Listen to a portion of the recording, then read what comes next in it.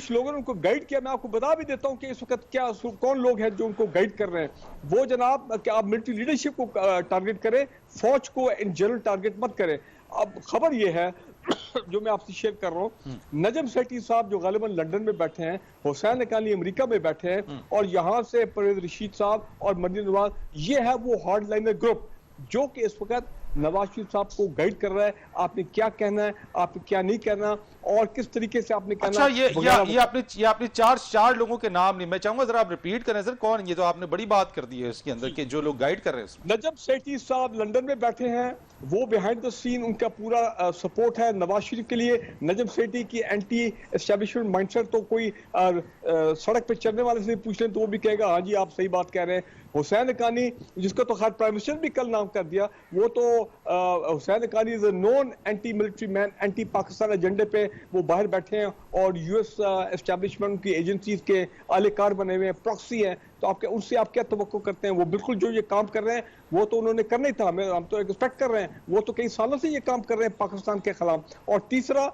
मुझे कोई शक नहीं है, परवेज रशीद साहब जो सैक हुए थे डॉन न्यूज में, वो भी हार्डलाइनर है, और वो है जो कि इस वक्त नवाज शरीफ को ये टकराव की सियासत, टकराव का जो रास्ता है वो अपना उस तरफ लेके जा रहे हैं। और मरीम नवाज, जिसमें नवाज शरीफ ने अपना anti army mindset Maryam Nawaz में ट्रांसफर कर दिया।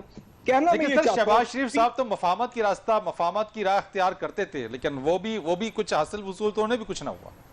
भाई शहबाज शरीफ साहब का मैं आपको बता दूं, वो तो बड़े खुश हैं आजकल। वो तो कह रहे हैं ये तो मेरा arrest is a blessing in disguise. उन्होंने कैसे बेल अपना वो अपनी पिटीशन वापस ली, क्योंकि इस टकराव वाली सूरत हाल में शहबाज शरीफ साहब बेसिकली, आप उनको गुड कॉप बोले, मॉडरेट है, वो एस्टैब्लिशमेंट के साथ रातों में पिछले 20 साल से पता नहीं कितनी मरतबा वो चौधरी साहब मिलते रहे हैं।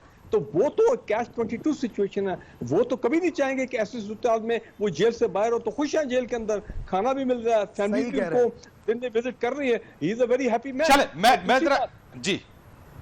और दूसरी इंपॉर्टेंट चीज जो मैं कहना चाह रहा हूं, देखें प्लीज ट्राई टू अंडरस्टैंड, ये मकसद इनका ये है नवाज शरीफ साहब का, और ये हार्डलाइनर्स पीएम, बाकी जो पीएमएलएन के लीडर हैं, मैं आपको लिख के देता हूं कि किसी एक ने भी कभी इस किस्म की टोन में बात की। अगले चंद दिनों में जो जलसे होंगे, थोड़ी बात वो करेंगे, क्रिटिसाइज करेंगे, लेकिन इस तरह बात नहीं करेंगे जिस तरह नवाज शरीफ ने किए। बात याद रखे, चाहे जेयूआई की लीडरशिप हो, चाहे पीएमएलएन के, ये शरीफ खानदान और जरदारी साहब, याद रखें इनकी कॉमन ग्राउंड है, कॉमन कॉज है, ये जमहूरियत के नाम के ऊपर, और ये तमाम इसके कवर में ये सिर्फ ये अभी प्रेशर डलवाना चाहते हैं इंटरनेशनल एस्टैब्लिशमेंट का, कोई ऐसे हालात पाकिस्तान में हो जाए कि जिस तरह बेनजीर भुट्टो कामयाब हो गई थी मिलिट्री रूलर से एनआरओ लेने में, इंटरनेशनल एस्टैब्लिशमेंट कूद गई थी बीच में, उसी तरह हालात पाकिस्तान में क्रिएट करना चाहते हैं। चले, मैं आपकी इस बात को, आप कह रहे हैं कि ये गवर्नमेंट के ऊपर इंटरनेशनल एस्टैब्लिशमेंट के जरिए एनआरओ लेने के लिए दबाव डलवाना चाहते हैं। मेरे साथ मौजूद है बात करने के लिए चौधरी जाफर इकबाल साहब, मुस्लिम लीग नून के रहनुमा। अस्सलाम वालेकुम सर। वालेकुम सलाम सर, बहुत शुक्रिया ज्वाइन करने के लिए। सर मुझे बताइएगा कि इस वक्त ये जो बात इस वक्त हो रही है और मियां नवाज शरीफ साहब की जो बातें कर रहे हैं, सर ये एकदम से टकराव की पॉलिसी और टकराव की सियासत की तरफ नून लीग कैसे गामजन, ये क्यों गामजन हो रही है? बिस्मिल्लाहिर्रहमानिर्रहीम, बहुत शुक्रिया। कोई टकराव की पॉलिसी नहीं। अगर जरा आप पाकिस्तानी तारीख के झरोकों में झांके तो ये सारी वो बातें हैं जो मुख्तलिफ औकात में मुख्तलिफ सियासी रहनुमा, मुख्तलिफ लिखने वाले ये बातें कहते रहे। अगर आज कोई इन बातों को हाईलाइट करके अपने अंदाज में पेश कर ले तो वो भले करे और करता रहे। टकराव की कोई पॉलिसी मुस्लिम लीग नून ने इख्तियार नहीं की, ना आइंदा कोई ऐसी करेगी, ना किसी ऐसी चीज का हिस्सा बनेगी जो गैर आईनी और गैर कानूनी हो। सर इदारों और शख्सियात का नाम, क्या जो बातें इस वक्त हो रही हैं, क्या वो बातें पहले से मौजूद थी? क्या वो पहले कोई बता चुका था? जी, सारी बातें पहले से मौजूद हैं, और अगर आप उनको दोहराना चाहें, और मैं भी उनको दोहराने के लिए तैयार हूं, कोई और करना चाहे तो मैं भी करने के लिए तैयार हूं।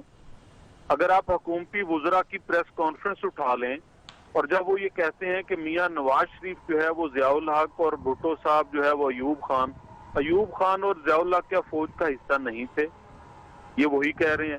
आप जनाब इमरान खान साहब की बतौर वजीर आजम वो तकरीर उठा के देख लें जो उन्होंने अमेरिका के अंदर की, जिसमें कहा कि पाकिस्तान आर्मी और ISI किन किन ग्रुप्स को तैयार करने में रही। लेकिन तासुर यह है सर कि मियां नवाज शरीफ साहब इस पॉलिसी पे जो गामजन है, एक तो ये कहा जा रहा है कि चूंकि बात नहीं बनी उसकी बाद ये फैसला किया गया, और दूसरा इंटरनेशनल एस्टैब्लिशमेंट से दबाव डलवाया जा रहा है ताकि किसी तरह से मौजूदा हुकूमत से एनआरओ ले लिया जाए।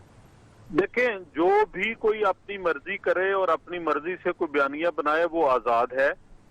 मियां नवाज शरीफ के खिलाफ आज के दिन तक मुझे कोई भी आदमी किसी अदालत से करप्शन का कोई ऐसा अंदिया, कोई ऐसी बात, कोई चीज ला दे, मैं वो सुनने के लिए आज भी मेरे कान तरस रहे होंगे।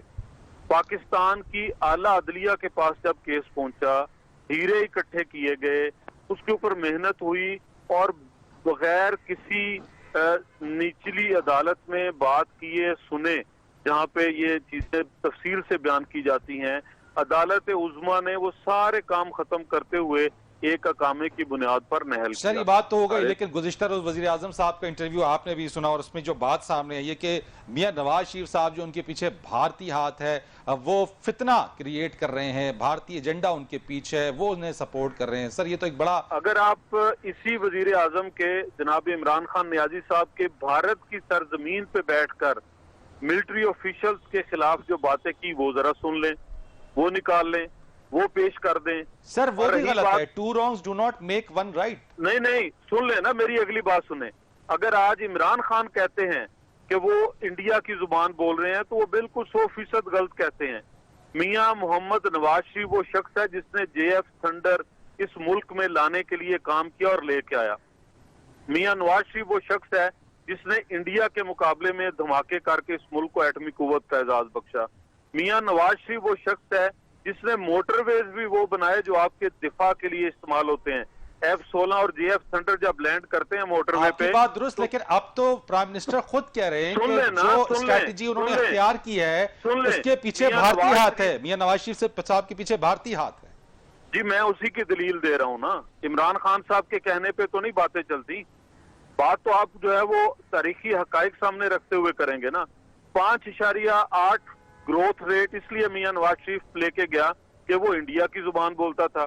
मियां नवाज शरीफ ने इस मुल्क के अंदर जो सनत तबाह हो रही थी, बेरोजगारी आ रही थी, जो पावर क्राइसिस था, उसको दूर करके मुल्क के अंदर गैस और बिजली वहां पहुंचा के इंडिया का साथ दिया। बिल्कुल मियां मोहम्मद नवाज शरीफ ने करोड़ों लोगों को रोजगार देकर इंडिया का हाथ मजबूत किया। मियां नवाज शरीफ ने दिफाई बजट, अगर आप 2013 का बजट उठाएं तो 300 कुछ अरब था दिफा का बजट, और 2017-18 का बजट देख लें वो आपको 900 अरब से ऊपर मिलेगा। बिल्कुल मियां नवाज शरीफ को आप कहिए कि वो इंडिया का। सर तो ये 2 साल तक चुप क्यों साधी रखी, यानी अब मियां साहब क्यों बात, यानी ये तमाम बातें अब क्यों? हाँ जी, मैं इसका सवाल जानना चाहता हूँ, इसका जवाब जानना चाहता हूँ। अगर आपने मियां नवाज शरीफ की तकरीर सुनी तो उसके अंदर ये बात वाजे थी कि इस तरह का बेइख्तियार वजीर आजम, जिसको वजीर खजाना अपना अपॉइंट करने का इख्तियार नहीं है, वजीर खजाना मुल्क से बाहर है, यहाँ नोटिफिकेशन आ जाता है, एक मुलाकात नहीं है, 4 दिन इकट्ठे काम नहीं किया। वो जो 200 लोगों की टीम जिसका जनाब इमरान खान जिक्र करते थे, उसको इसको लाने वालों ने हवा नहीं लगने। सर मेरा एक सवाल, एक्सटेंशन के लिए कतार में खड़े होकर वोट डलता है, उस वक्त की सियासत क्यों नहीं होती? सर भाई फरीद उस तरफ भी आता हूँ, सुन तो लो, हौसला तो करो।